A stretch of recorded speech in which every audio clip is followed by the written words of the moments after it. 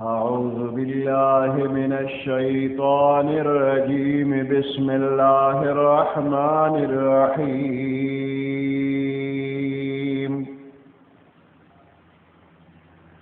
لا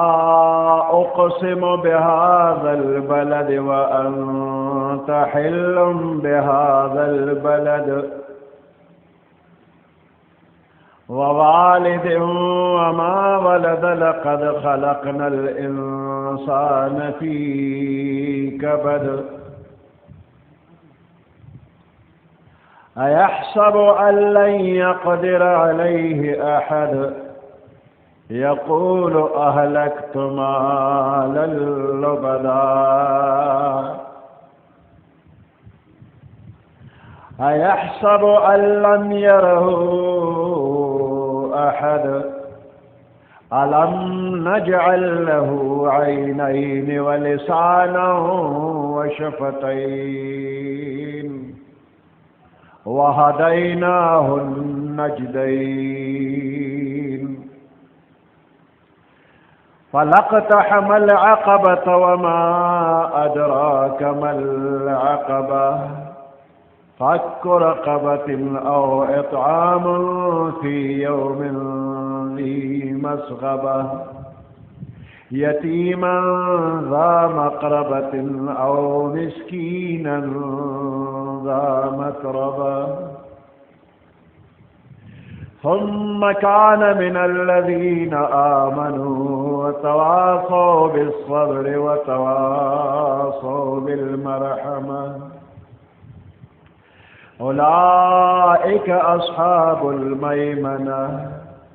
والذين كفروا بآياتنا هم أصحاب المشأمة عليهم نار مؤصدة صدق الله العظيم.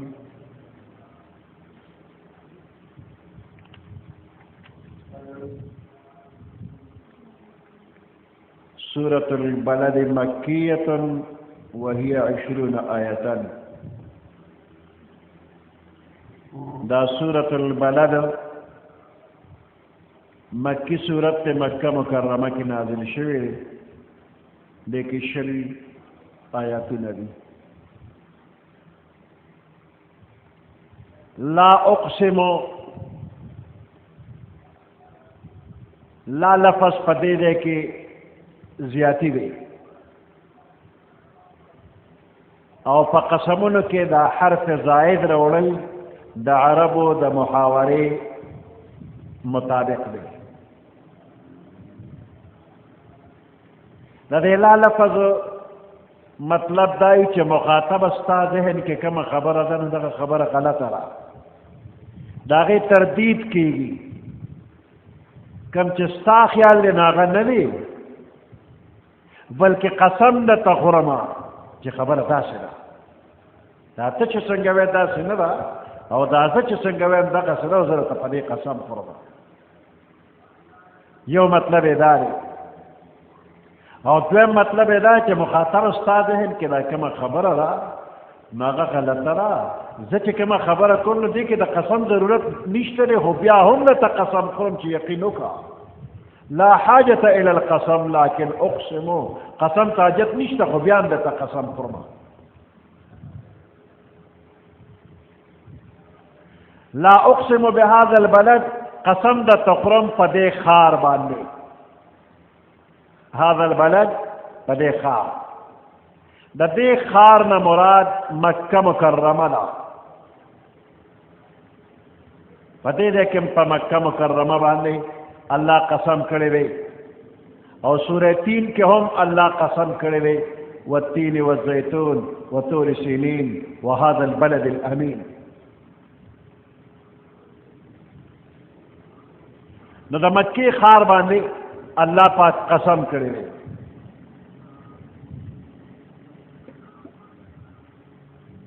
وهذا البلد الامین د مکی مکرمه خار د ډېر لوی شرافت او د فضیلت خار دی. پیغمبر علیہ السلام چې د مکې مکرمې نه مدینه منوره ته هجرت کو نو دې مکې مکرمې ته مخ مبارک راوارو او ته په الله قسم په تمام روی زمین کې د الله په نزد د ټولو نه زیات بهتر او محبوب خار ته یې که دې ځای نه په ایستلو باندې د دې ځای نه په وتلو زه مجبور نه وې چا مجبور کړی نه وې نو زه به ستا نه چرې هم وتلی نه وم نو مکه مکرمه ډېر قابل قدر او قابل احترام مقام دی وأنت حل بهذا البلد د دې حل یو مطلب دا دی چې ته په دې ښار کې اوسېدونکی وأنت حل بهذا البلد ته په دې ښار کې اوسېدونکی أنت نازل في هذا البلد أنت مكين في هذا البلد ته په دې مکان کې مکین نو مکه مکرمه اسم ښکلې ده ډېره قابل احترام ده خو بیا ستا غوندې عظیم شخصیت د الله محبوب شخصیت چې پکې اوسېږي نو د دې هغه حسن دوباله شو د دې هغه فضیلت نورم زیات شو چې ته پکې اوسېږې نو دا ډېر ښکلی ښار یو مکان دی بل مکین دی ځای ته مکان وایي او په دې ځای کې چې څوک اوسېږي نو هغه مکین دی یو مکان شو بل مکین نو د مکان فضیلت په خپل ځای خو چې مکین پکې قابل قدر دی نو په دې د دې مکان فضیلت نورم زیات شو د دې ښار عظمت او حرمت نورم زیات شو وانت حل بهذا البلد ته په دې ښار کې اوسېدونکي یو مطلب یې دا دی نو دویم مطلب یې دا دی چې حلن د حلالوالي په معنا باندې واخلې نو دې دې کې ځان له بیا دوه معنی جوړېږي یو دا چې د مکې مکرمې ښار داسې دی چې کم حیوانات کم زناور د ښکار دي او په باقی مانده دنیا کې د هغې ښکار کول حلال دي نو د دغه ښکار په مکه کې حرام دی مکه مکرمه کې به ښکار نه کوي نو کم حیوانات چې د هغې ښکار د مکې نه بهر حلال دی په مکه کې هغه حرام د مسلمانانو په نیز هم او د کافرو په نیز باندې هم په مکه کې ښکار ناجایز سره د دې چې کافران په مکه کې ښکار ناجایز ګڼي خو بیا هم محمد رسول الله شهید کول حلال ګڼي وانت حل بهذا البلد ستا وجل په دې ښار کې دې کافرو حلال ګڼلی دي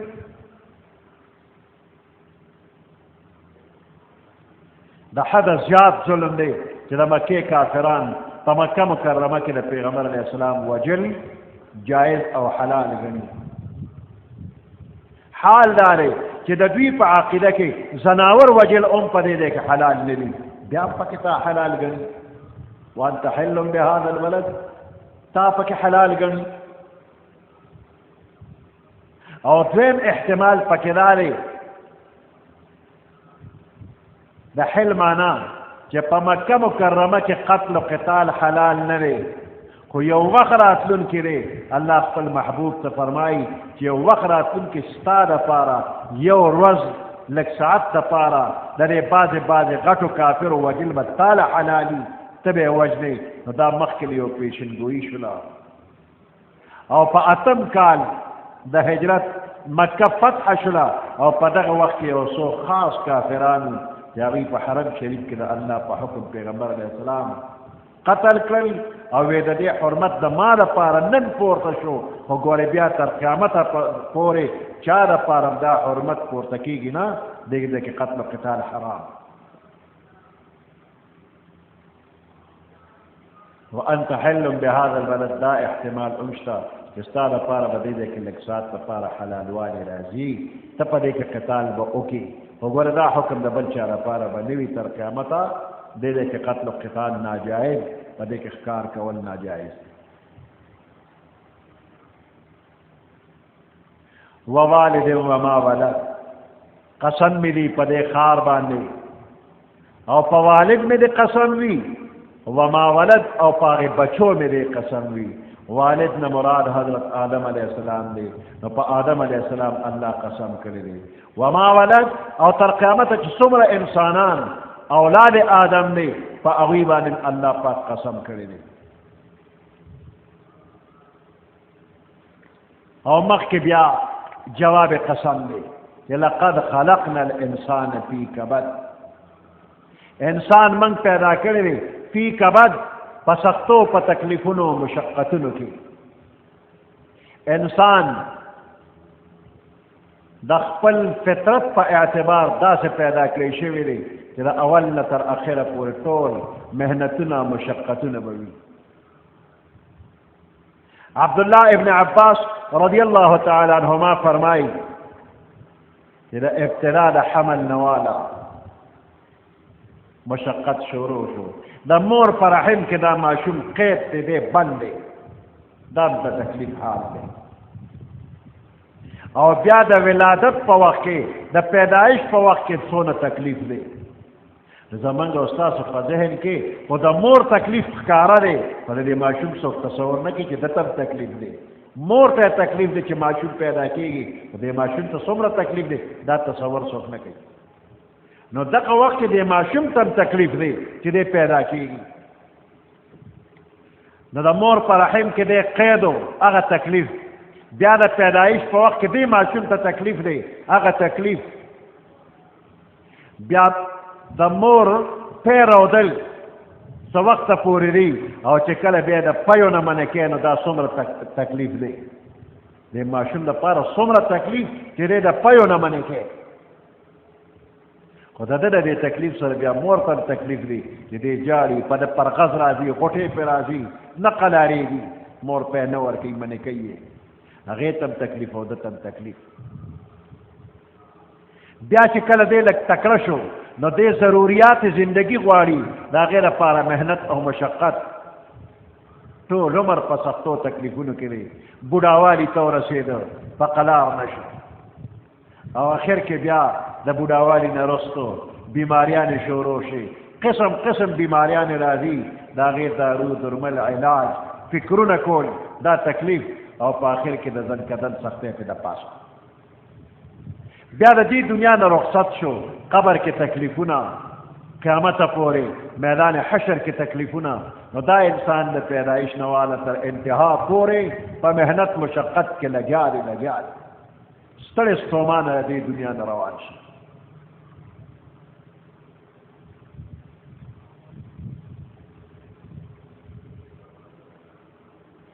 ته لا د نن او د سبا په غم کې ستړی شولې داسې به ستړی ستړی شی به روان دغسې د دې دنیا نه به داسې ستړی ستومانه لاړ شو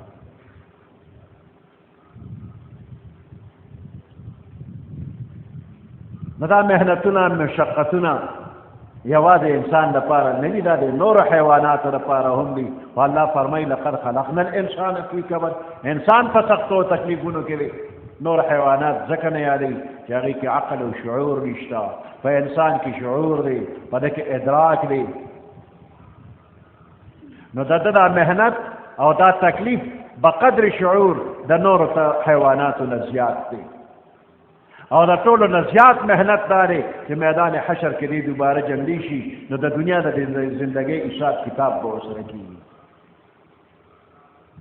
بیا جنت او یا دوزخ دی نور حیواناتو سره دغه شي نشته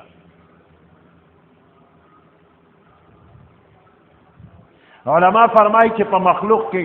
دومره زیات مشقتونه بل څوک نه برداشت کوي څومره چې انسان برداشت کوي سره د دې چې د جسم ورکوټی دی د جسم کمزوري دی د نورو حیواناتو په نسبت دی کمزوري او ضعیف دی په محنت مشقت په ده باندې ډېر دی وی ظاهره دا ده چې د انسان دماغي قوت د نورو نه زیات دی نو ځکه پې دا بوج زیات اچولی شوي دي د ده دماغي قوت زیات دی نو ځکه د ده تخصیص شوی دی او دې محنت مشقت له دې پیدا دی او دې سختو له پیدا دی داسې نه چې دی آرام او راحت نه پیدا دی نو په دنیا کې دا سختی به برداشت کوې او دا ټوله د الله د رضا لپاره برداشت کا بیا اخوا ته ګوره ټول آرام او راحت وی چې الله دې جنت ته داخل کړي الله دې موږ او تاسو ټول جنت ته داخل کړي دې محنت مشقت دپاره پیدا کړی شوي دی په خپله نه دی پیدا کړی شوي دی چا پیدا کړی دی هغه ذات چې قادر مطلق هغه پیدا کړی دی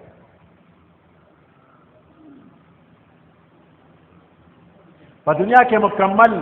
راحت چې په هغې کې هیڅ قسم تکلیف نه وي غم پکې نه وي دا چاته حاصل نه دی هر سړی غمجن دی دری دنیا کسی بے غم نباشد اگر باشد بنی آدم نباشد پدی دنیا کے سوک بے غم نشتری دری دنیا کسی بے غم نباشد ہے سوک بے غم نشتری اگر باشد بنی آدم نباشد کچرتا اوری لیده چه بے غم لیده بنی آدم نده ہمیشہ بے یو پند د غم پسروی چه پسری وی دستار د دی دنیا د دی دنیا کے آرام و راحت نشتا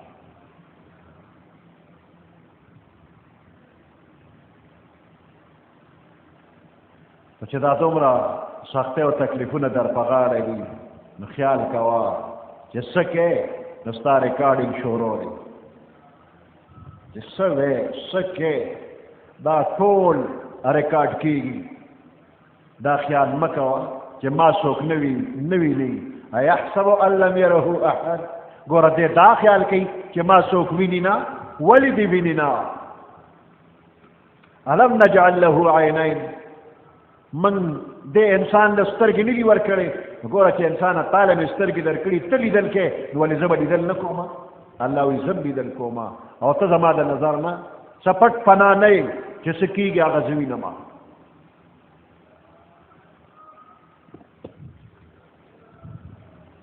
الله اقسم بهذا البلد قسم خورم په دې ښار د مکې باندې وانت حل بهذا البلد او تنازلې ته اوسېدونکې په دې ښار کې یې نو نورم برکت زیات شو یا ته حلال کړی شوی د کافرو په نظر کې ستا وجل حلال ګڼلی شوي د کافرو په نظر کې بهذا البلد په دې ښار کې یا ستا دپاره به لږ وخت دپاره حلالوالی راشي د جهاد او د قتال دا پیشنګویي وه پاتم کال د هجرت بیا کاره شوې ده ووالد وما ولد قسم می دی په والد باندې چې آدم علیه السلام دی وما ولد او په هغه څه باندې چې د ده نه پیدا شوي دي تر قیامته پیدا کېږي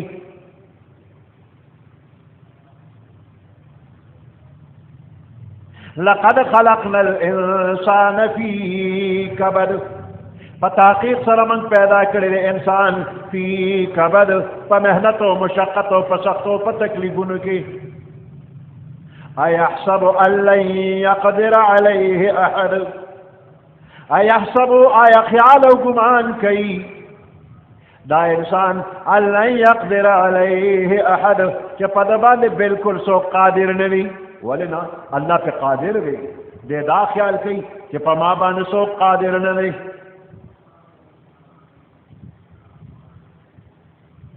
یقول اهلکت مالا لبدا یقول دا کافر انسان وی اهلکت مالا لبدا ما ډیر زیات مال چې دی نو ولګو ډیر زیات مال مې ولګو د پیغمبر علیه السلام په دشمنۍ کې د اسلام په مخالفت کې د ګناه په موقع باندې د کافرو ډیر مالونه لګولي دي او دا ډیر مال لګول د خپل هنر ګڼه او بیا په دې ډیر مال لګولو باندې فخر به کو چې دومره مال لګولې دی د دین اسلام د رکاوټ دپاره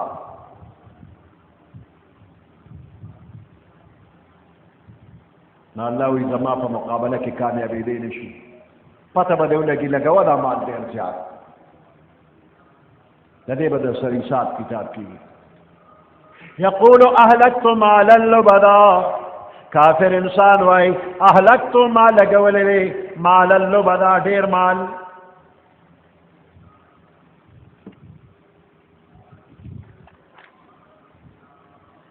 ایحسب ان لم یره احد آیا دې خیال کوي ان لم یره احد چې نه ویني دلره هېڅوک هم ته وایې چې ما څوک ویني نه نو ته ځان ته خیال وکړه ته لیدل کې او که نه کې دا تا له لیدل چا درکړي دي الله چې تا له د لیدلو طاقت درکړی هغه په خپله وي لیدل نه کوي ولې نه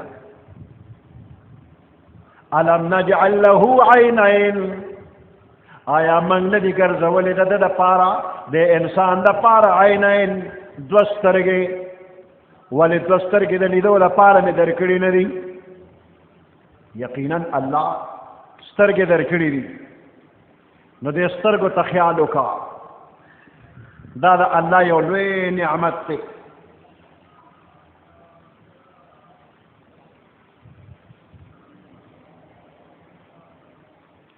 الله خپل کاریګری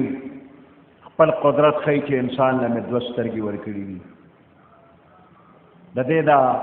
نازکې نازکې پردې دي نري نري رګونه دي په دې کې قدرتي رڼا ده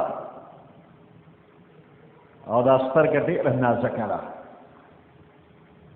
نو د دې د حفاظت دپاره الله انتظام داسې کړی دی چې د سر په دې اډوکي کې داسې یو کنده جوړه کړې ده یو ډوغل او دا سترګو ګولۍ په دغه ډوغل کې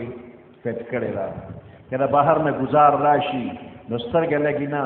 بره ته د تندي اډوکي دی لاندې ته د ننګي اډوکي دی د منځ کې ورته غټه اوږده پوزه یو تیرې لګولې دی د هر طرف نه چې ګزار راځي سترګې به بچي بهر اډوکي به ګزار کوي نو دا نازک اندام په داسې انتظام باندې الله پاک جوړ کړی دی او ایښی دی مخې ته اټومیټک پرده لګېدلې ده که نامناسب شی راشي او دې سترګې ته راپروزي فورا دا سترګه پټه شي او دې ته خس و خشاک او خزله خوره دننه ورځي نه د پاسه پې پرده راپروزي اټومیټک نظام د پردې پې لګېدلی دي ګرد غبار نه بچ کېږي دا سترګه اوړي راوړي لکه دا د سټیلوم جوړه وه نو دا به په دې اوړېدو راوړېدو سولېدلې وه دا به ختمه شوې وه خو دې ته کیر چاپېره د اوبو ضرورت دی نو دې ته الله فوارې لګولي دي او تازه تازه اوبه او داسې غوړې غوړې راځي چې دې له تیل هم ورکوي او دا لمبې هم ساتي نو دا بېشمېره حرکات کوي هره ورځ بېشمېره حرکات کوي اوړي وروړي او دې باندې د بهر نه لور هوا او تو راځي دا اوبه اوچېږي خو تازه تازه ولا نورې راځي نو دا چرم اوچه پاتې نه شوله همیشه دا لمده ده نو دې سترګې ته دې وګوره چې دا قدرت یو عظیمه کارخانه په دې کې لګېدلې ده لږ د دې شکریا ادا کا دې کې د الله د قدرت یو عجیبه نظام دی ستا په یوه سترګه کې 14 کروړه بلبونه لګېدلي دي تا چې ته دا تصور نه دی کړی په دې یوه سترګه کې 14 کروړه بلبونه لګېدلي دي او دا بلبونه دا بلیږي او مړه کېږي بلیږي او مړه کېږي تا ته رنګونه ښیي تا ته رڼاګانې ښیي 6 لکه بلبونه په دې کې داسې دي چې دغه بلبونه بل وي نو ته رنګونه پېژنې که دغه 6 لکه بلبونه الله مړه کړل نو د سپین او د تور فرق به ونه کړی شي همیشه ټول څیزونه به سپین ښکاري رنګونه به ته ونه پېژنې څه بلبونه په دې کې الله داسې جوړ کړي دي چې دغه بلبونه لګي نو ته په فاصله باندې پوهېږې چې تا ته مخې ته یو څیز څونه فاصله کې دی نږدې دی او که لرې دی ته به وینې خو په فاصله باندې به پوهېږې نه که دغه بلبونه مړه شو نو دا ججمنټ کولی نه شي روزانه به ډغره وی یو څیز له په ډغره ورشه ته به یې ما نه لرې به نږدې ته په ډغره ورشي ته به د یو لښتي نه ټوپ وی ته به وایې ما ډېر اوچت ټوپ و نیغ په لښتي کې به پروزې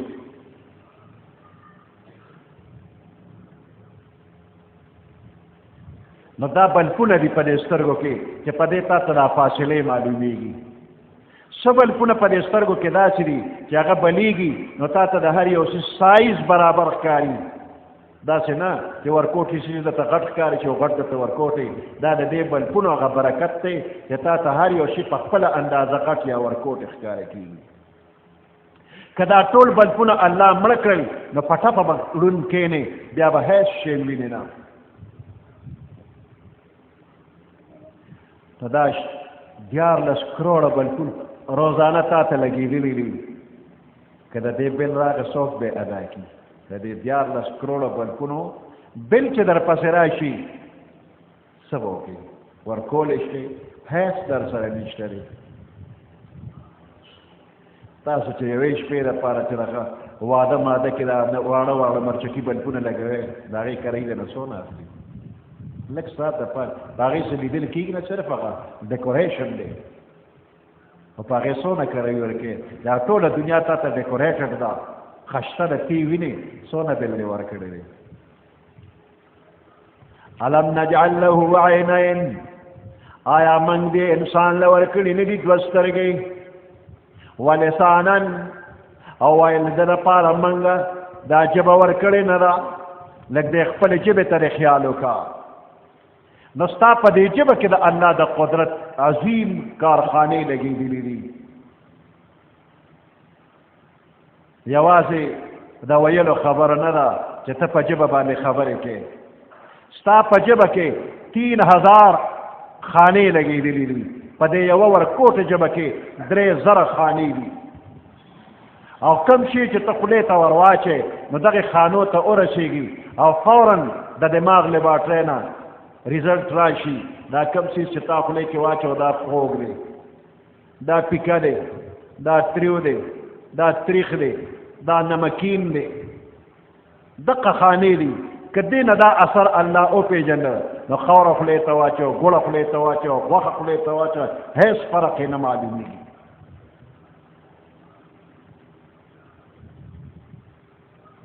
نو لږ فکر وکړه تا له الله ژبه درکړې ده او بیا دې سره بهر تا له الله شونډې درکړې دي نو دا شونډې ستا د دې ژبې حفاظت کوي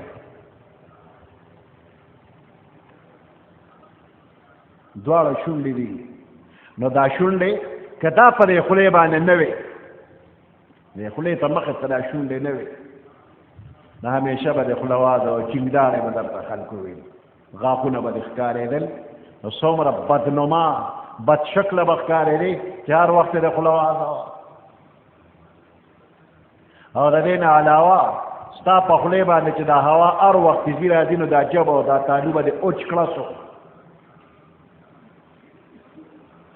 نو ژبې نه به دې لرګی جوړ شوی او که دا دوه شونډې نه لري تا به لا اله الا الله محمد رسول الله څنګه وي زه ووایه شونډې لر که محمد رسول الله ووایه لفظ د محمد نه شي ویلی صلی الله علیه وسلم دا د مسلمانۍ کلمه به دې نه وه ویلې خو که ستا دا شونډې نه وي حروف شفویه چې کوم حرفونه په شونډو ادا کېږي دا به ادا کولی نه شو ته بابا ووایه ته ماما ووایه چې شونډې نه نو نه بابا ویلی شي نه ماما ویلی شي هسې به کې نو څوک به پې پوهېږي نه چې ته څه وی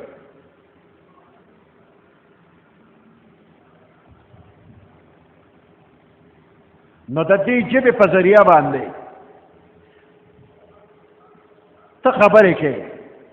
هغه خبرې چې ستا په دماغ کې راشي یا ستا په دې زړه کې راشي د دې ژبې په ذریعه باندې اظهار د ما فی الضمیر کې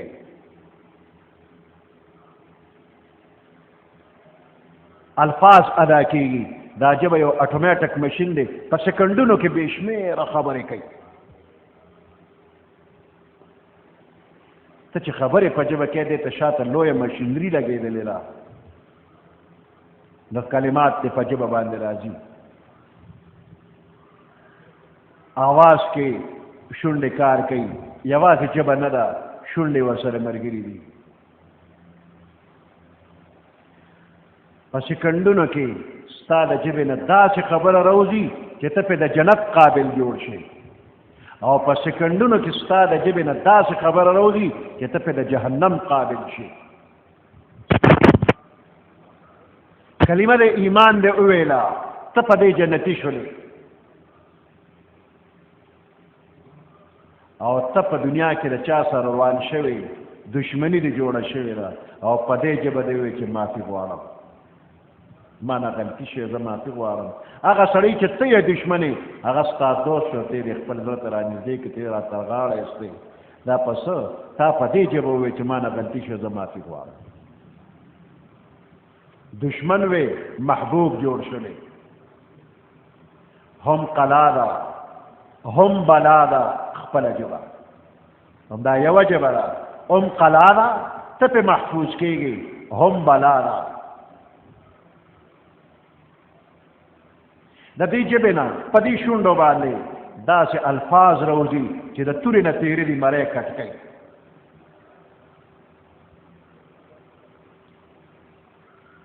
الله انسان ته په دې زړه کې مضمون اچولی دی او دې په ژبه باندې اظهار کوي فالهمها فجورها وتقواها د نفس انسانی کې دننه وا پرهیزګاري او د ګناه ماده پکې هم الله پاک اچولی ده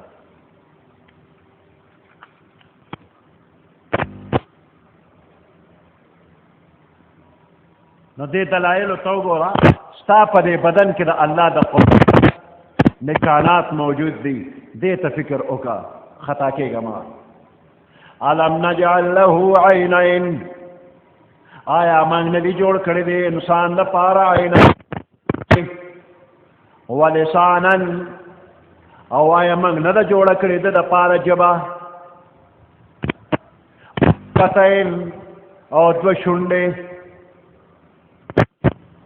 وهدیناه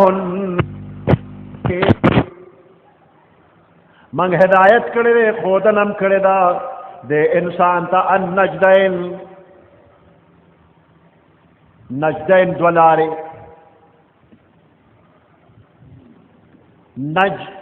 نجدین تسنیه ده د نجد وهدیناه النجدین د دې لفظي معنی هغه لار چې هغه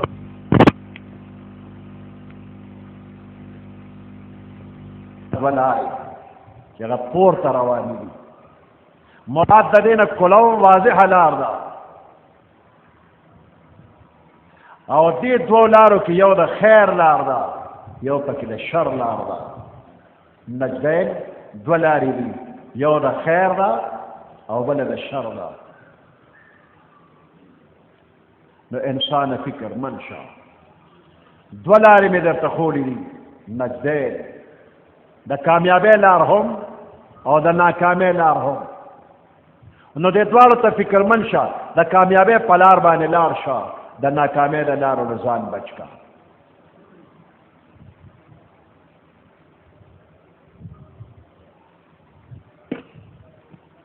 وهدیناه النجدین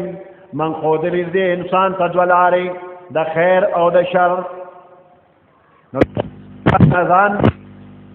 باندې روان شه اجمالي طور باندې الله پاک تا ته د خیر او د شر لارې ښودلې دي او د هغې د تفصیل لپاره بیا پیغمبران راغلي دي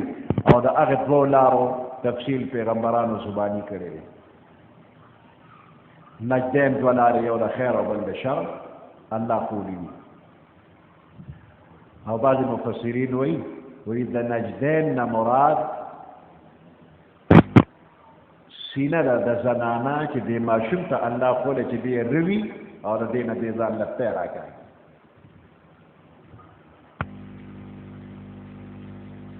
لارې مې درته دوه ښودلي دي پس دې پورې وتلی نه دی دا انسان العقبته د کنډونه دا انسان د کنډ وتلی نه فلقتحم العقبه عقبه د غر یو لوی ګټ اوچت یا د دوو غرونو په منځ کې لار چې په دې باندې د دشمن نه نجات حاصلېږي نو دغه عقبه او دغه کنډه د انسان مدد کوي چې دې په غر باندې اوچت وخیږي نو د دشمن نه ځان بچ کوي یا په دغه غریزه لار کې دې داخل شي او دې پورې وځي د دشمن نه ځان بچ کړي نو دې کې طاعت او عبادت د دې نه تعبیر کړی دی په عقبه چې ته دا طاعت تابعداري کې نو دا ستا لپاره یو کنډو دی منځ کې محفوظ لاره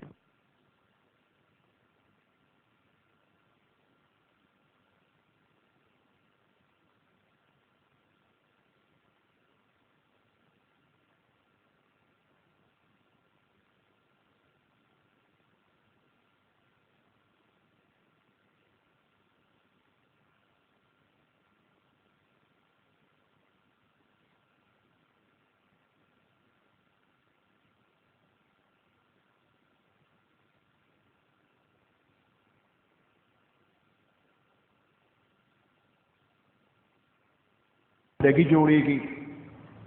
فک رقبة او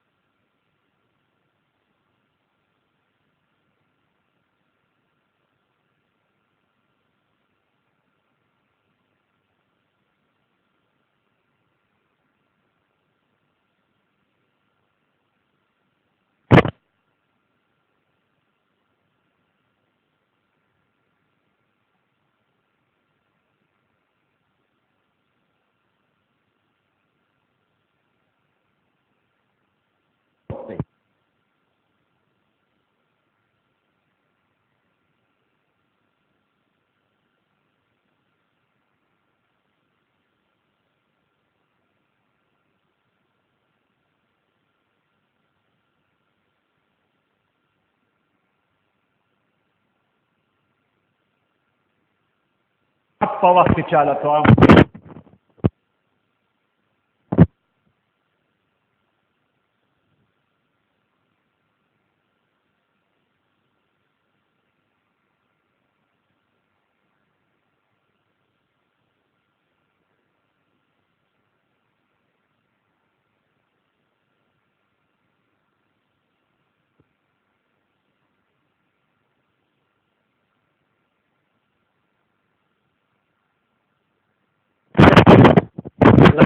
लोग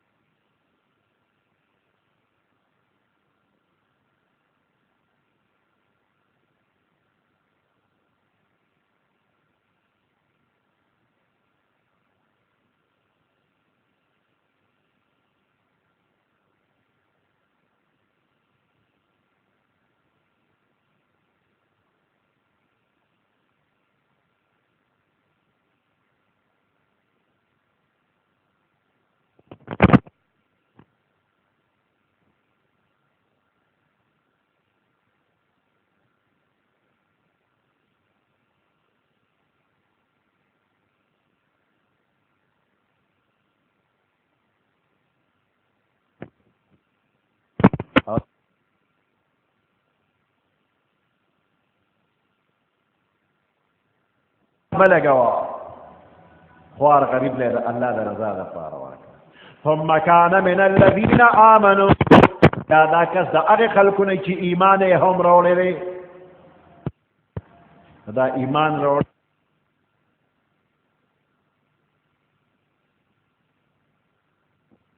مقدم دی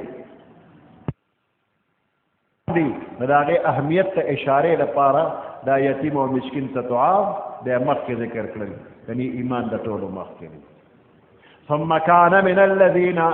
بیا دې دغه کس د هغې خلکو نه آمنو چې ایمان یې راوړی دی وتواصوا بالصبر او تاکیدي حکم کوي دی په صبر باندې یو بل ته صبر کوه وتواصوا بالمرحمه او یو بل ته تاکیدي حکم کوي وصیت او نصیحت کوي بالمرحمت د رحم کولو تاکیدي حکم کوي حقوق او فرائض ادا کوا هر قسم سختی او تکلیف برداشت کوا دا الله په مخلوق باندې رحم کوا الله په پتا باندې رحم کوي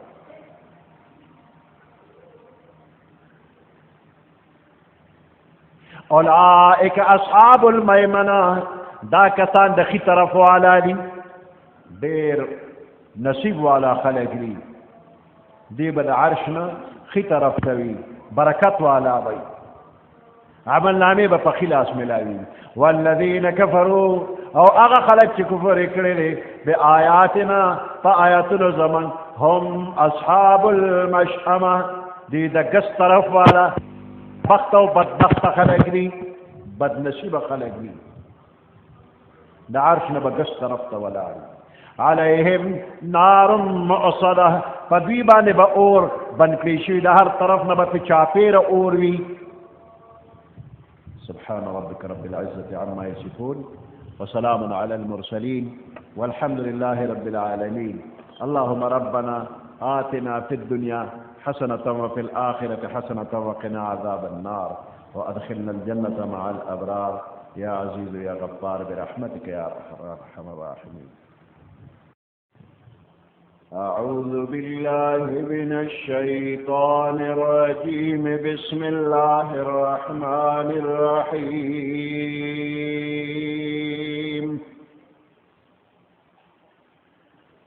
والشمس وضحاها والقمر إذا تلاها والنهار إذا جلاها والليل إذا يغشاها والسماء وما بناها والأرض وما طحاها ونفس وما سواها فألهمها فجورها وتقواها قد أفلح من زكاها وقد خاب من دساها كذبت ثمود بطغواها إذ انبعث أشقاها فقال لهم رسول الله ناقة الله وسقياها فكذبوه فعقروها فدمدم عليهم ربهم بذنبهم فسواها ولا يخاف عقباها صدق الله العظيم. سورة الشمس مكية وهي 15 آية. سورة الشمس مكي سورة او 15 آياتنا دي.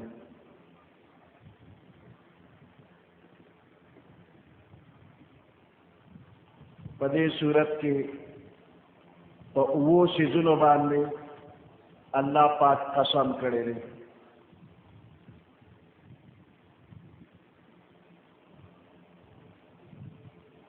او دې اوو واړو سيزونو سره دغه اوو سيزونو د حالت کمال په اعتبار باندې صفاتونه هم ذکر شوي دي. ورمبني قسم والشمس وضحاها پنور باندې قسم الله کړی پنور مې قسم وی وضحاها او د نور په رڼا باندې مې قسم وی.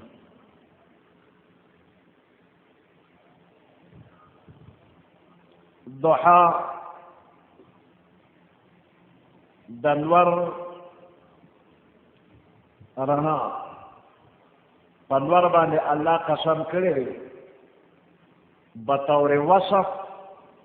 ضحا وسره ذکر شوی دی. یو صفت ذکر شوی دی د نور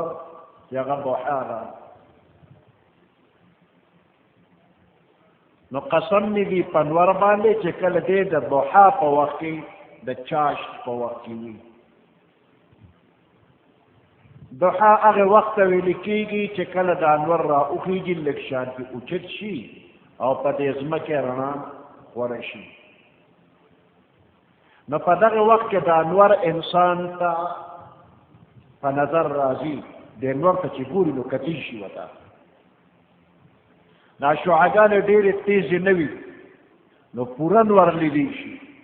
د انور دا ککوړې مکمل په نظر راځي دا 10-12 بجې کې دروازه چې ګورې نو د انور ککوړې څوک لیدی نه شي دومره تیزه رڼا چې وګوري نو سترګې برېښي کتې ورته نه شي او د سهار چې انور داسې یو پوټی راوچت شي او په ځمکه لږه لږه رڼا راشي نو دغه وخت کې د انور ته ګوره نو کتې شي یو ګول ککوړی دی د رنګ د سور دی په نظر راځي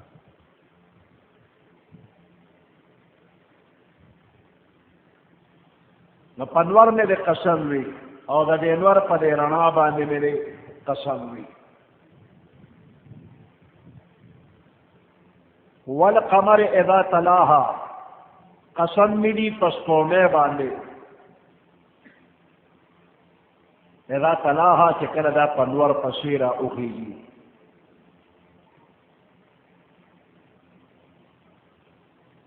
تلا یتلو تلون د چا تابعداري کول د چا په نقش قدم باندې تک کول چا پسې تک کول وی دا مړی چې قبر کې کېږدي او دا منکر نکیر چې تپوس کوي من ربک ما دینک رب دې څوک دی ته په کوم دین نه دی وی ها ها لا ادري دا کافر دا منافق دی ورته لا ادري نه پوهېږم وی په ګروس باندې په دې کوپړی ووایي وی لا دریتا ولا تلیتا ځان دې کوی کړی نه دی لا دریتا ولا تلیتا نو تلیتا یو معنا د تلاوت اخیستي چې تلاوت د قرآن نه دی کړی بیا معنا ده چې ولا تلیتا د چا په نقش قدم هم نه تلی تا ته په دې دنیا کې نیکان بزرګان د خدای مین خلک عالمان معلوم نو چې هغوی پسې کړي ولا تلیتا چا پسې به تللی وي که نه چې په خپله نه پوهېدې نو چا نقش قدم باندې به تللی وي نو تلیتا ته به چا پسې تللی وي دې دی کې والقمر اذا تلاها دا سپوږمۍ په دې انور پسې راځي دا کله دا سپوږمۍ والا میاشت اسلامي میاشت چې دی دا منځ راشي د میاشتې منځ نو دغه وخت کې چې څنګه نور ډوب شي ورپسې سپوږمۍ راوخېږي دا 14مې 14مې سپوږمۍ و چې څنګه نور ماښام پرېوته نو سپوږمۍ ښکاره شوله والقمر اذا تلاها قسم مې دی په سپوږمۍ باندې اذا تلاها چې کله دا د انور پسې راوخېږي نو دغه وخت کې تقریبا سپوږمۍ مکمله وي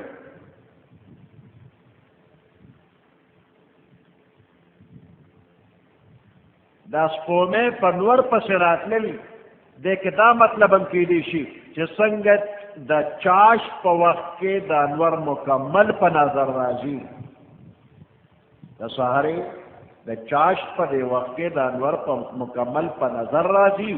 نو دقه شانتې دا سپوږمۍ هم په نظر باندې مکمل راځي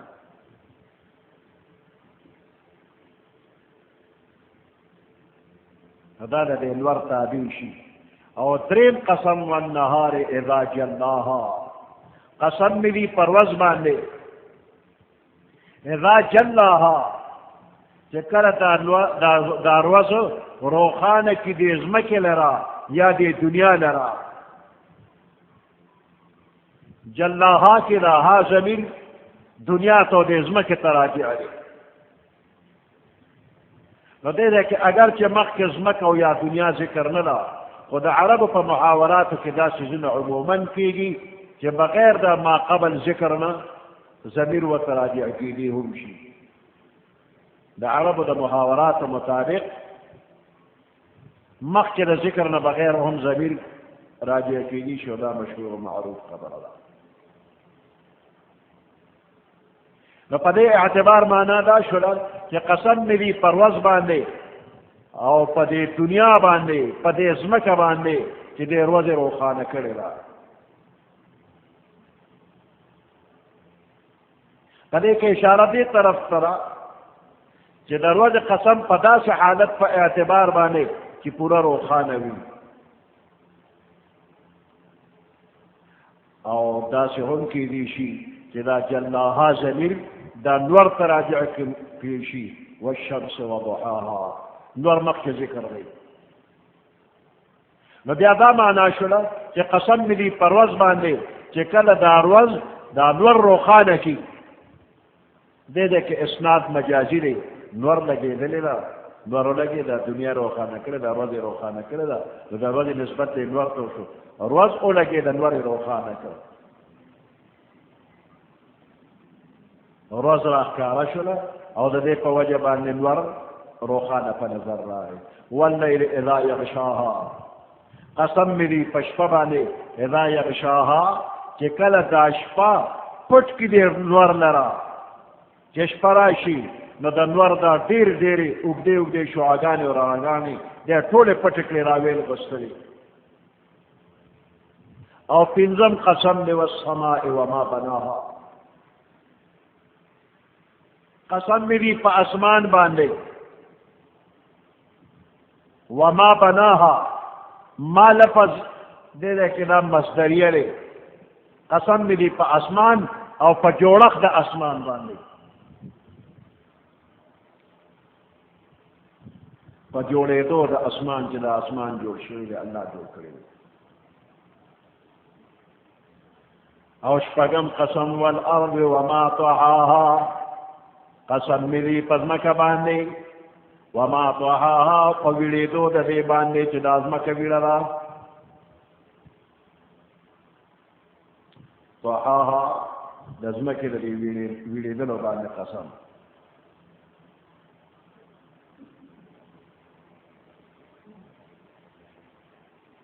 د ځمکې پیدایش الله پاک وکړ پرې کې دا تمام خزانې برابر کړلې او دا ځمکې ویړه کړله نو دا کمال ته ورسېده تخلیق د ځمکې پیدایش د ځمکې مکمل شو او دا ما لفظ چې څنګه مصدریه اغشتی شي نو دا ما په معنی د من هم اغشتی شي والسماء وما بناها قسم مې دي په اسمان باندې ومن بناها او په هغه ذات مې د قسم چې دا اسمان چا جوړ کړی دی هغه الله دی په الله مې د قسم وي الله په خپل ځان قسم کوي والارض وما طحاها قسم مې دي په ځمکه باندې او په هغه ذات مې د قسم وي چې دا ځمکه یې ویړه کړې ده والارض وما طحاها ونفس وما سواها قسم مې دي په نفس باندې وما سواها او په برابر والی د دې نفس مې د قسم وي ما مصدری شو یا ونفس وما سواها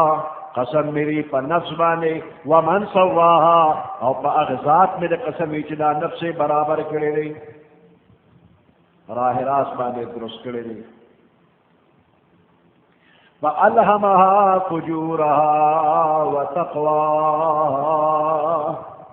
فألهمها الهام کړی دی الهام په دې زړه کې اچول نو الله پاک د دې نفس انساني په دې زړه کې خبره ور اچولې ده د څه فجورها وتقواها د بد کردارې د دې نفس وتقواها او د پرهیزګارۍ د دې نفس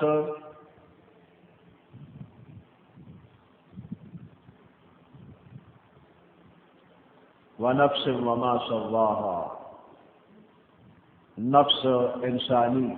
الله جوړ کړی دی په دې زړه کې فجور او تقوا د دواړو الهام کړی دی الله پاک چې دا انسان پیدا کړی دی نو د ګناه کولو او د طاعت تابعدارۍ کولو دواړه مادي او استعداد په دې انسان کې الله پیدا کړی دی دا انسان د ګناه کار هم کولی شي او د نیکۍ او د تقوا کار هم کولی شي دواړه استعداد په دې کې شته خو بیا د انسان ته الله پاک یو قسم اختیار ورکړی دی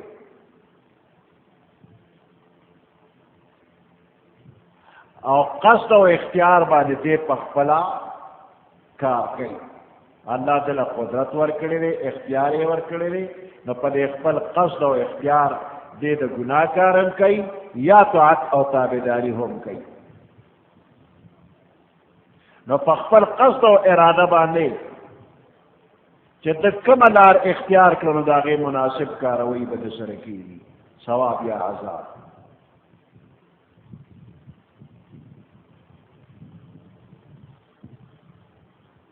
فألهمها فجورها وتقواها الله الهام کړی دی نفس کا د ګناه د فجور د دې نفس وتقواها او د پرهیزګارۍ د دې نفس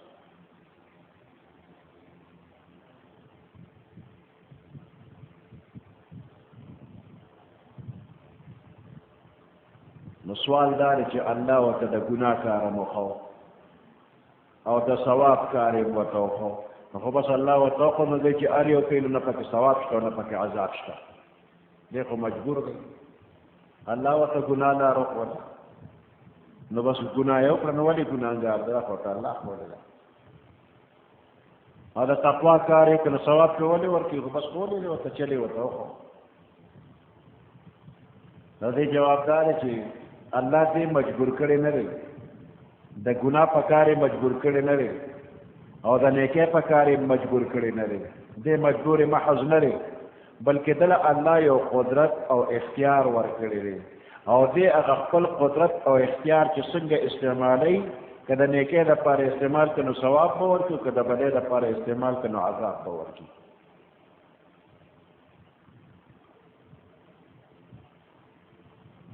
ابو هريره رضی الله تعالی عنہ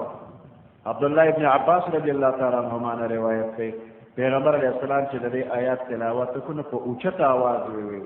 اللهم آت نفسي تقواها انت وليها ومولاها وانت خير من زكاها اللهم آت نفسي تقواها یا اللہ زما دے نفس تقوا ورکا انت ولیها و مولاها زما دے نفس دوست و مولائی و انت خیر من زکاها زما دے نفس ولی او مربی خدای زما دے نفس دا تقوا توفیق ورکا دا سنره چې د انسان دا نفس مجبور محض دی کاڼې نه دی چې په ځای پروت دی چې چا اړولی نه نو اوړي نه انسان کاڼې نه دی جماعت نه دی چې بس په ځای پروت دی که چا واړو واړو که چا وار نړو په خپله نه وړي نه دله الله اختیار وکړی دی اوړي روړي په خپله نو چې دا په خپله اوړي روړي دا خپل اختیار چلی نو د دغه اختیار مطابق بیا د سره حساب کتاب کی حضرت علی رضی اللہ تعالیٰ عنہ ته یو سړی راغی و انسان مجبور دی که قادر مطلق دی انسان مجبور محض دی چې بس که خدای اړی وړی دی او کني نه وړي روړي مجبور محض دی لکه د جماعت په شان دی او کنه څنګه چې الله قادر مطلق دی نو دا انسان هم قادر مطلق دی چې څه کول غواړي یا کولی شي نو علی رضی اللہ تعالیٰ عنہ ورته وی نه قادر مطلق دی او نه مجبور محض دی بلکې څه نه څه اختیار هم ورته شته او قدرت هم شته او څه نه څه مجبور هم دی مجبور هم دی او قادر هم دی نو هغه سائل ورته وایي څومره مجبور او څومره قادر نو علی رضی اللہ تعالیٰ عنہ دا سائل پوهی نو ورته وایي چې ته خپه اوچته که نه یو وخت پې اوچته کړه وی دا بله خپه مو اوچته کوې دویمه خپه خو نشم اوچتولی اوسه چې یو خپه اوچته کړله وی بله خپه اوچته وی دویمه نشم اوچتولی وی دا یو خپه اوچتولی شو نو دغومره ته قادر یې تا له الله قدرت درکړی دی دا دویمه خپه نشي اوچتولی دغومره ته مجبور یې نو دا یو قدم په خپل اختیار اوچتولی شو دا دویم په خپل اختیار نشي اوچتولی نو دې وجې نه چې د انسان د الله د یو قدم اوچتولو اختیار ورکړی دی نو دا یو به دې اوچت کړي که نیکۍ لري که بدۍ لري دا دویم قدم به ورپسې خدای ور اوچت کړي نو که دا یو قدم تا د نیکۍ دپاره اوچت کړو نو دا دویم قدم د له الله اوچتی نو که په یو قدم تر عرشه پورې رسې نو ځان پوه کړې چې دا یو قدم دې واخیستو د نیکۍ دپاره دې کېښو نو دا دویم قدم به دې په عرش کېښودی شي ځان پې پوه که یو قدم په خپل اختیار والا دا بل د له خدای اوچتی نو په یو قدم به ورسوي او که دا یو قدم دې په خپل نفس د پاسه کېښود دا ځان دې تبه وکړو ځان دې صفر خاورې دې کړو په خپل نفس دا یو قدم کېنه نو دا دویم قدم دې په عرش دی او دا مه وایي چې زه یم چې ځان ته ځان وی نو هېڅ به م نه شي یو قدم په دې نفس د پاسه کېږده ځان خاورې کا کہ دانا خاک میں مل کر گلے گلزار ہوتا ہے ځان خاورې کا گل گلزار بشي فألهمها فجورها وتقواها پس الله الهام کړی د دې نفس ته فجورها د بدې د دې نفس وتقواها او د پرهیزګارۍ د دې نفس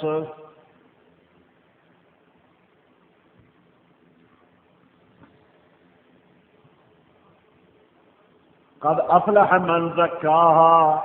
فتحقیق سره فلاح بیا مندل من هغه چا زکاها چې دا نفس پاک قد افلح فلاح بیا مندل حی علی الفلاح راشه جماعت تا د فلاح ځای ته راشه د صلات ځای ته راشه او د فلاح ځای ته راشه دا فلاح څه ته وایي وی پورا پورا ارمانونه رجیدل دی ته فلاح وی فلاح پورا پورا ارمان رجیدل نو داسې پورا پورا ارمانونه د چا رجیدلي تر اوسه پورې د بابا آدم نه تر دې دمه د چا پورا ارمانونه نه دي رجیدلي که هغه د دې ټولې دنیا بادشاه وي هم ارمان پوره شوی نه دی او که تمام کائنات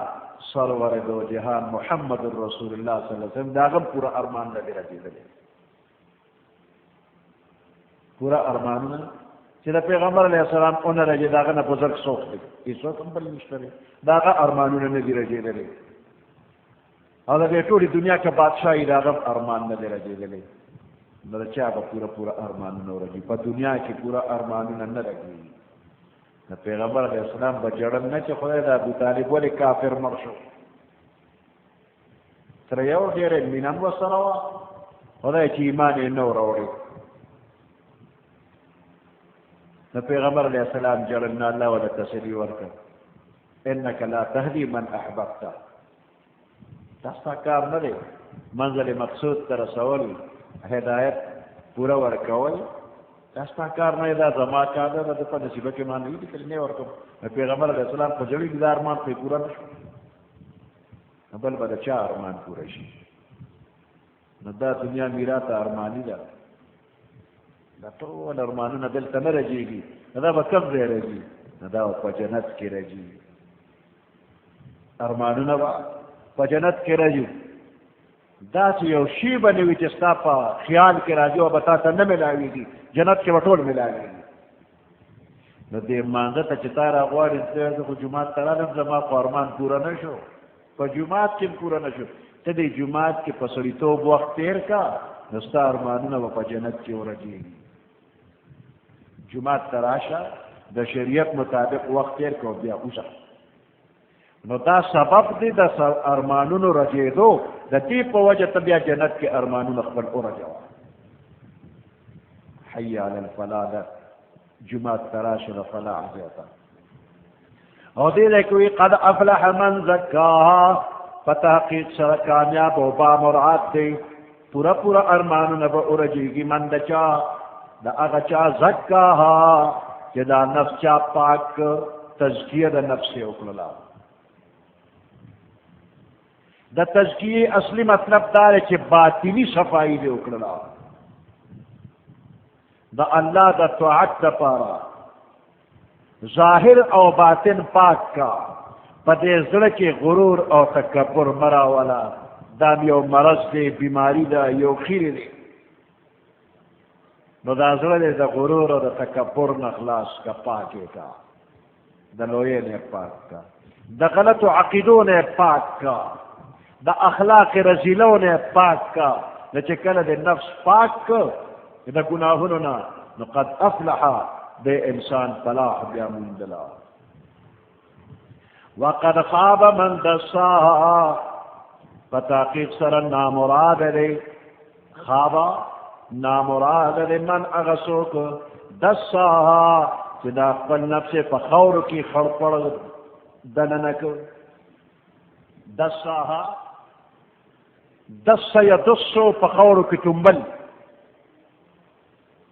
یدسو ام یدسه فی التراب د جاهلیت په زمانه کې چې د چا لور به وشوله یدسه فی التراب په خورو کې به یې وټومبله مړه به یې کړله د چا چې دا خپل نفس د ګناه په کارونو کې وروسته دا خپل نفس په خورو کې خاص کړ او بعض مفسرین وایي زکاها او دساها په دې کې ضمیر د فاعل الله ته راجع دی قد افلح من زکاها په تحقیق سره با مراد دی من هغه څوک دسا زکاها چې الله پاک چې کوم بنده الله پاک هغه افلح وقد خاب من دساها په تحقیق سره نامراد دی هغه څوک چې الله په خورو کې خړپړ کو دننه کو نو نامراد او محروم دی هغه کس په دنیا کې انسانان جوړلي دي یو بامراد او یو نامراد بامراد نامراد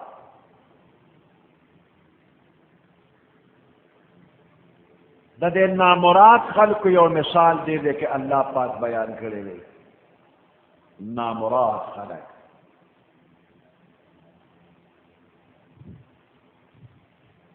د صالح علیه السلام په زمانه کې خلق رالل او صالح علیه السلام ته ویل چې دا غر دی کاڼی دی د دې نه راته یو اوښه را پیدا کا او د هغې نه بیا اوښه د معجزې په طور باندې را پیدا شوله او د هغې اوښې پیدې ټول ښار والا استعمالول به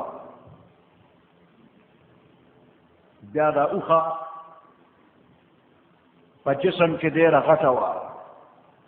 نو د خلکو هغه څاروي به ته یېرېدل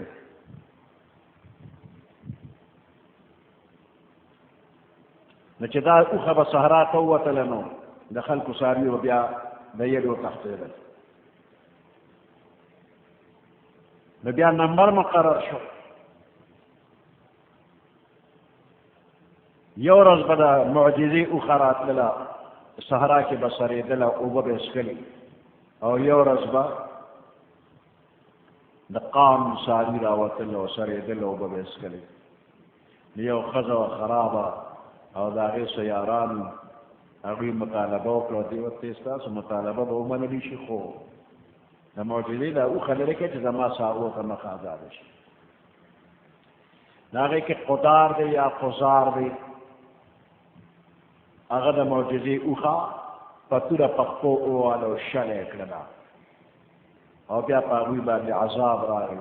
داسې عذاب چې جرړې ولا په ویستې ختم یې کړل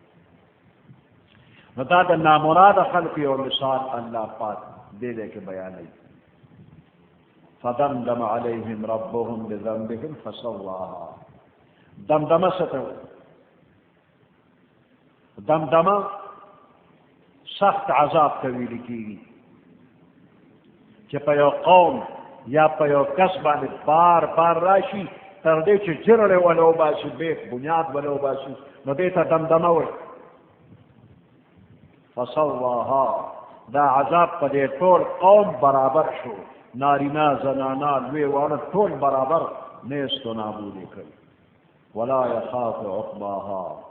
الله نه یریږي د انجام د دې کار نه د دنیا بادشاهان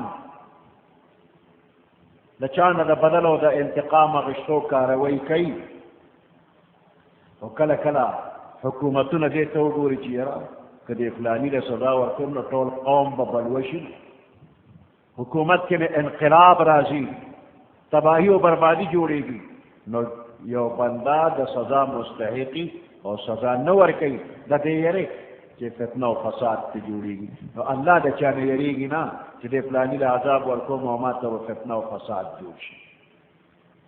څوک به را باندې حمله وکړي داسې نه کېږي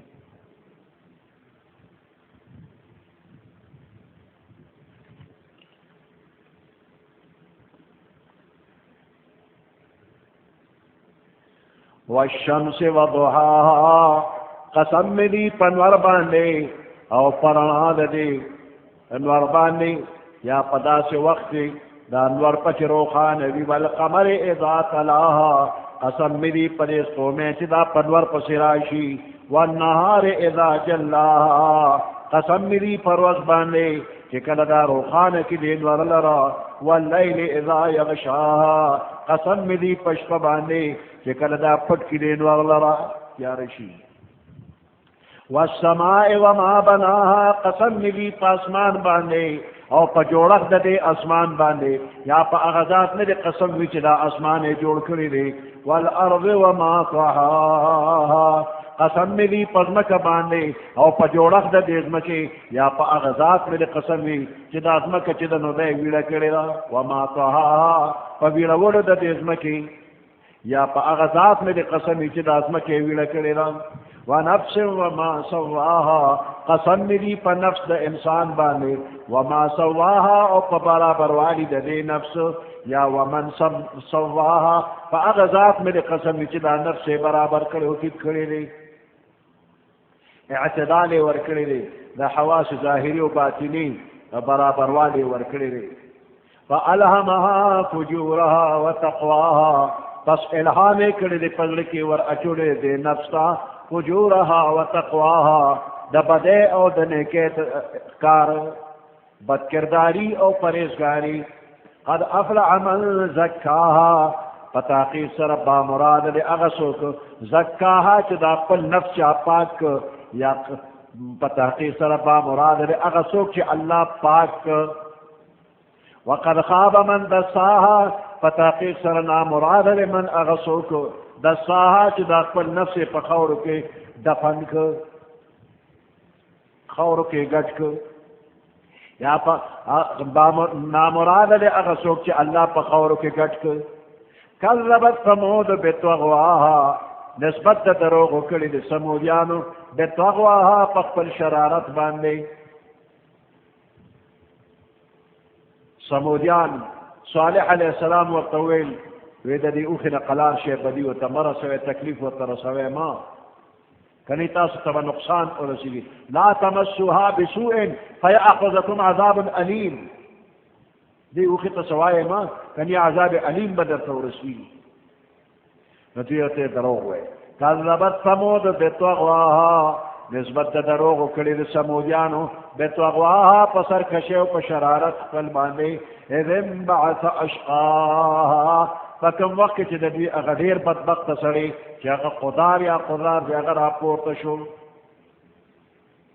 فقال لهم رسول الله پس اویل دوی ته د الله رسول صالح علیه السلام ورته وویل ناقة الله وسقیاها خبردار شئ تاسو د الله د دې اوښینا وسقیاها او د دې د اوبو د نمبر نه هم خبردار شئ دې کې چیر چار مه کوئ فکذبوه پس نسبت د دروغو کدی خلکو صالح علیه السلام ته فعقروها پس پیه کټ کړلې د دې اوښې شلې کړله فدمدم علیهم ربهم پس راواچو په دوی باندې رب د دوی هغه عذاب چې جرړی ورله ایستله بذنبهم په سبب د ګناهونو د دوی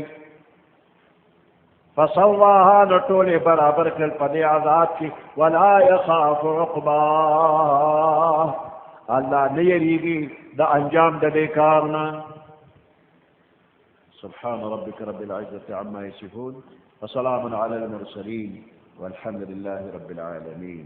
اللهم ربنا آتنا في الدنيا حسنة وفي الآخرة حسنة وقنا عذاب النار وأدخلنا الجنة مع الأبرار يا عزيز يا غفار برحمتك يا أرحم الراحمين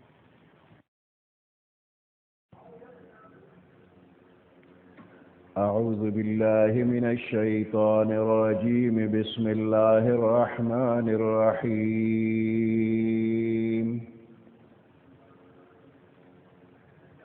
والليل إذا يغشى والنهار إذا تجلى وما خلق الذكر والأنثى إن سعيكم لشتى فأما من أعطى واتقى وصدق بالحسنى فسنيسره لليسرى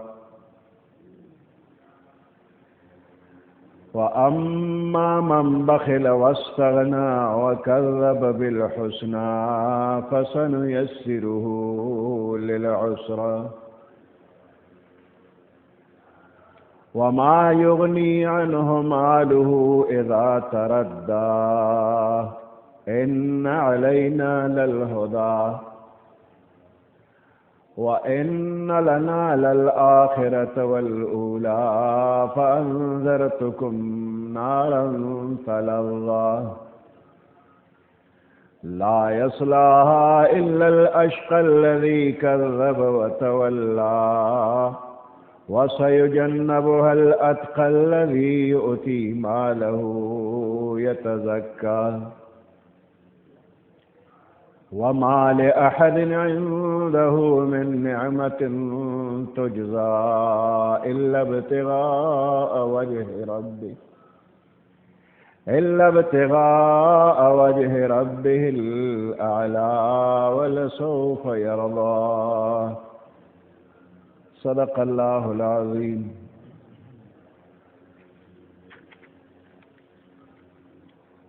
سورة الليل مكية وهي 21 آية. سورة الليل مکی سورت تے مکہ مکرمہ کی نازل شوی دے 21 آیاتونه دي.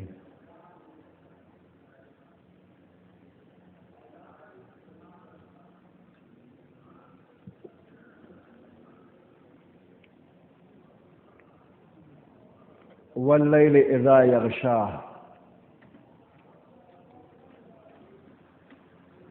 قسم میری پشپا باندے اذا یغشا چې کله دا پټول اوکی، یعنی دا شپه اولګیږي روز پټه کی د انوار شعاګانې او رڼاګانې پټې کی. والنهار اذا تجلى، قسم میری پروز باندې اذا تجلى چې کله دا روښانه شي. وما خلق الذکر والانثى، قسم میری پاغذات باندې چې مذکر او مؤنث پیدا کړی دی. الله په خپل ځان باندې قسم کوي. ان سعیکم لشتا، بیشک استاسو سعی استاسو کوشش لشتا مختلف دی، یعنی استاسو عمل مختلف دی. نو چې عمل مختلف دی، د چا خو د چا بد، نو د دې عمل هغه نتیجه هغه مختلف ده. ان سعیکم لشتا، د انسان عمل فطرتی طور باندې انسان دا څه پیدا دی چې دی به څه عمل کوي، څه کوشش به کوي. خو څه خلک داسې دي چې هغوی خپل محنت او کوشش د همیشه راحت او د خوشحالۍ دپاره وي، او څه خلک داسې دي چې د هغوی هغه محنت او مشقت د همیشه غمونو او د عذابونو دپاره وي. حدیث مبارک کې راځي چې هر انسان چې کله سبا کی، یعنی وخت د سبا کې دی داخل شي، نو دی د خپل نفس په تجارت باندې ولګوي. نو څه خلک داسې چې په دې تجارت کې کامیاب شي، او صدا سری چې هغه هلاک شي. نو دا کم چې تجارت کې کامیاب شو د خپل ځان د عذاب آخرت نه آزاد کړ، او دا کم خلک چې د دوی محنت او مشقت د هلاکت سبب جوړ شي بی تباه شو. نو د عقلمن انسان کار دا دی چې دی د خپل عمل د دې انجام د پاره سوچ وکړي چې کم عمل کې د آرام او راحت او خوند او مزه وي هغه دې وکړي، او کم چې همیشه د عذاب سبب جوړېږي د هغې نه د ځان بچ کړي. نو د هر انسان د عمل د کامیابی او نه کامیابېدو دپاره درې عملونه دې ځای کې ذکر کېږي. الله پاک درې عمله د دواړو انسانانو ذکر کړي، نیک دی هم او که بد دی هم د دواړو د درې عمله ذکر کېږي. لومبنۍ ډله چې کامیاب ده نو د هغې دپاره درې عمله دا دی چې اما من اعطا یو، واتقا دوا، وصدق بالحسنى دا درې عمله د متقیانو دي. من اعطا د الله په نوم باندې ورکړه او که مال یې ولګو، واتقا د الله نه ویرېدو، د خپل زندګۍ په هره شعبه کې د الله د حکمونو خلاف ورزي نه کوي. وصدق بالحسنى او د یوې نیکې خبرې تصدیق یې وکړو، د یو ښکلې خبرې تصدیق یې وکړو، هغه نیک او ښکلې خبرې کلمه د لا اله الا الله ده، د هغې تصدیق یې وکړو. د دې کلمې د تصدیق نه مراد ایمان راوړل دي، یعنی دې بنده ایمان راوړو او نیک عمل یې وکړو. او دا دویمه ډله چې تباه و برباد ده د دویم درې عملونه الله ذکر کړي دي. اما من بخلا ایک، واستغنا دو، وکذب بالحسنى دا تین. یعنی د الله په لار کې مال لګولو نه بخل یې وکړو، زکات یې نه ورکو، فرض زکات صدقات واجبه د هغې نه ځان بچ کوي نه ورکوي، او د الله نه یریږي نه، د الله طاعت تابعداري نه کوي. واستغنا ځان یې د الله نه بې نیاز وګڼو، بې پروا یې وګڼو، بې رخي یې وکړله. وکذب بالحسنى او د ښکلې خبرې د کلمې د لا اله الا الله تکذیب یې وکړو. نو دا دویمه ډله دا تباه و برباد ده. د لومبنۍ ډلې په باره کې فرمایي فسنیسره للیسرا، دې به موږ آسان کو د آرام او د راحت کارونو ته، یعنی جنت ته به آسان کو. د یسرا معنی آسان او آرامده چیز چې په هغې کې مشقت نه وي، مراد ترنه جنت دی. او د دې په مقابله کې دویمه ډله د هغې متعلق فرمایي فسنیسره للعسرا. د عسرا معنی مشکل او تکلیف ده چیز، مراد ته جهنم دی. نو د دې دواړو جملو مطلب دا دی چې کم خلک د هغوی سعی او محنت د لومبنو درې کارونو دپاره وي، من اعطى واتقى وصدق بالحسنى دپاره وي،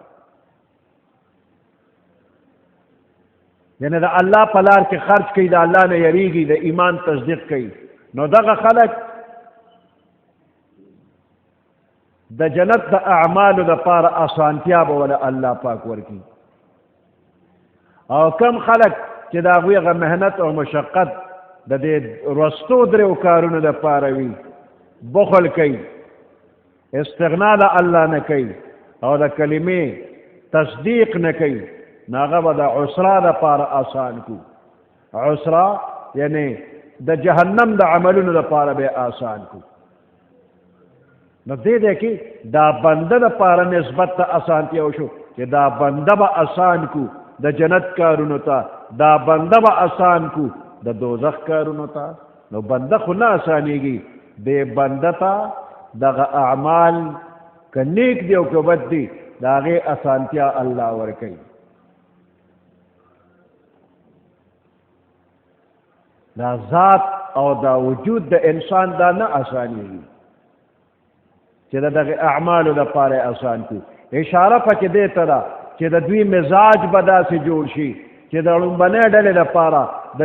د جنت عملونه دا به یو مزاج او طبیعت جوړ شي، او د دغه عملونو خلاف کار دا به دته تکلیف ورکوي. دارنګ د دې دویمې ډلې مزاج به داسې جوړ کړي چې د جهنم کارونه به ورته ډېر خوښ وي،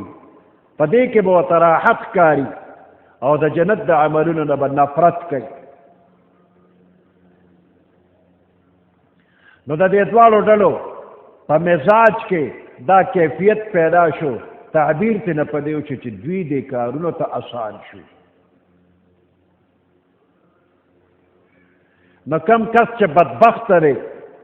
که دی په دنیا کې ډېر مالدار دی، نو دا مال حال به په کار نشي. وما یغني عنه ماله اذا تردى، هیڅ په کار رانغی د دا مال اذا تردى، کله چې دی د جهنم د کندې ته ورغړېده، کله دی د قبر کندې ته ورغړېده، نو دا مال به په کار نشي. بخل یې کړی دی، نو دا مال د ده هیڅ په کار نه راځي. د عذاب په وخت کې دا مالونه بیا په کار نه راځي. اذا تردى، چې کله دی هلاکت ته وغورځېده. اذا تردى ورغړېده، نو بعضې فرمایي چې د مرګ نه وروسته قبر ته ور ورغړېده، او په قیامت کې بیا جهنم کندې ته ورغړېده. نو دا مال یې دغلته بیا نه پکارېږي. او د جهنم دا اور لا یصلاها الا الاشقا، نه به داخلېږي دې ته مگر هغه سخت بدبخته بنده به داخلېږي. اشقا ډېر زیات بدبخته. الذي كذب وتولى، هغه بدبخته کذب چې د ښکلې کلمې د لا اله الا الله ته نسبت د دروغو کوي، وتولى او مخې ته اړولي وي. نه به داخلېږي مگر هغه څوک چې ډېر بدبخته دی، شقي دی، او کلمې ته دروغ وایي، مخ اړوي.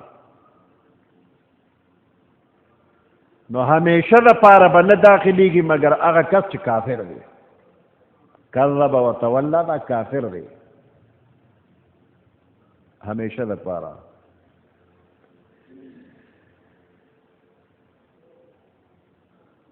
ګناهګار مسلمان خو به داخلېږي، خو هغه دوزخ ته همیشه دپاره نه وي. د لږ وخت دپاره به دوزخ ته ځي، د ایمان په برکت به بیا جنت ته ځي، د دوزخ نه به الله راوباسي.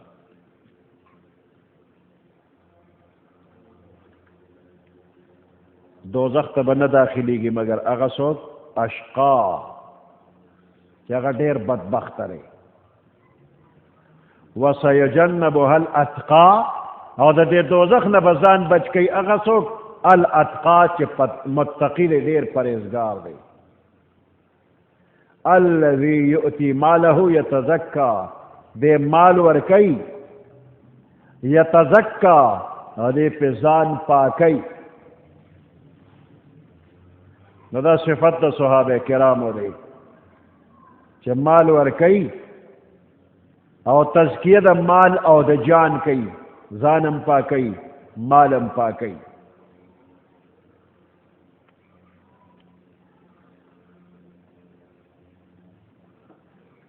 واللیل اذا یغشا،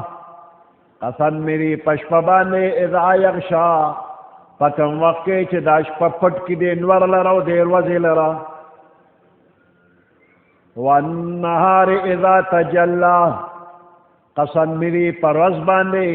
اذا تجلى چې کله دا روښانه شي، دا ورځ روښانه شي. وما خلق الذکر والانثى، قسم می دی پاغ ذات باندې چې پیدا کړی دی مذکر او مؤنث نارینه او زنانه ټول پیدا کړی دي ان سعیکم لشتا بیشک استاسو سعی او کوشش او استاسو عملون لشتا مختلف دی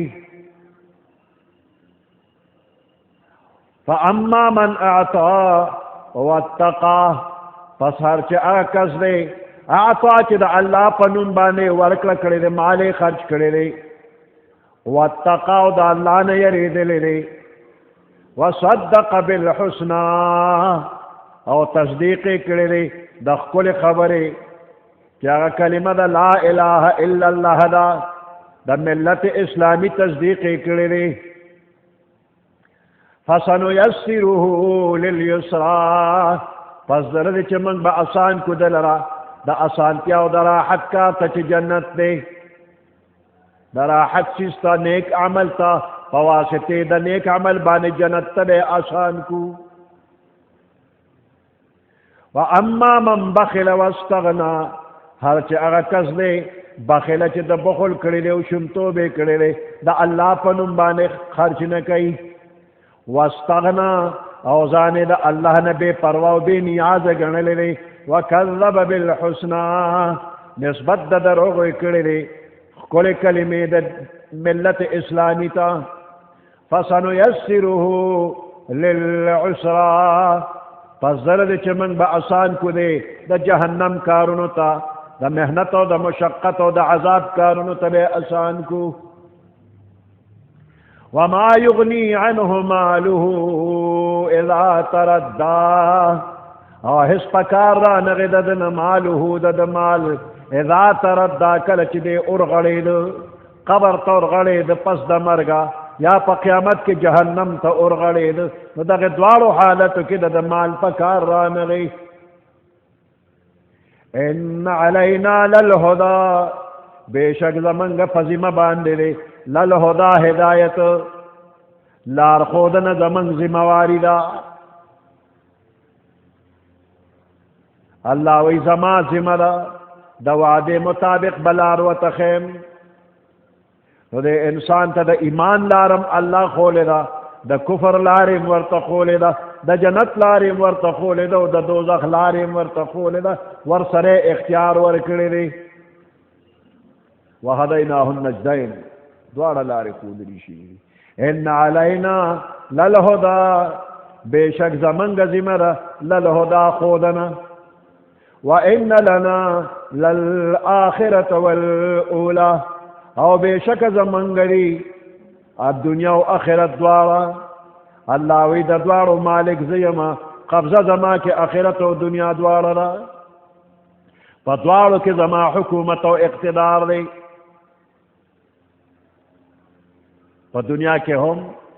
د الله حکمونه چلیږي په آخرت کې بعد د الله د مخالفت او د موافقت جزا او سزا جدا جدا وي څوک چې د الله مخالفت کوي نو د هغوی سزا چا چې موافقت کړی دی نو د هغوی دپاره جنت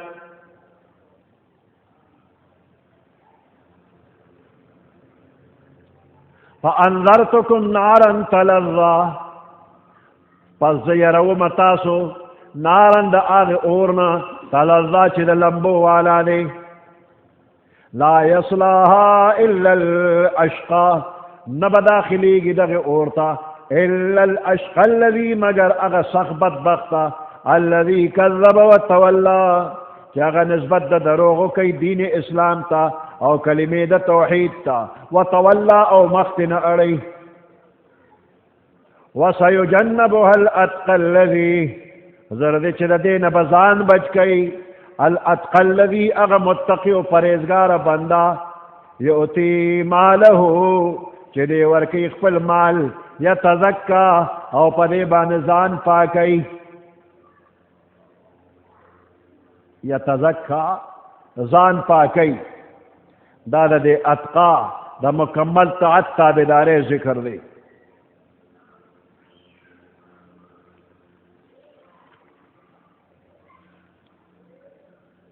الذي يؤتي ماله يتزكى هغه کس چې ورکی خپل مال او یتزکا ځان پہ پاکی وما لأحد عنده من نعمت تجزا او نوی د یو کس په د باندې من نعمت س احسان تجزا چې داغه بدل ورکړي شي الا ابتغاء وجه ربه الاعلى مگر د پاره د لټولو د رضامندې د رب د الاعلى چې برتر دی ولا سوف يرضى زرد چې الله بد د رضا شي وما لأحد عنده من نعمة تجزى نشتد هجا عنده فدبان من نعمة سإحسان وإذا آياتنا دا أبو بكر صديق رضي الله تعالى عنه فحق نازل شويدي دا أتقى أبو بكر صديق لي كفار مكة أغيب أخفل غلامان سخت سزاجان ورکولي چې چا به ایمان راوړو ناغله به ډېره سخته سزا ورکوله او چا به اخلاصول هم نشو زما خپل غلام دی چې څه کوم نو ستا پکې څه کار دی نو ابو بکر صدیق رضی الله تعالی عنہ چې به داسې غلامان لیدل چې هغه به مسلمانان شوي او کافرو به ورته تکلیف رسو نو مالک سره به ولا خبرو کې چې دا په ما خرڅ کا نو په ډېر قیمت به یې ترېنه واغېسته او بیا به د الله په نوم آزاد کا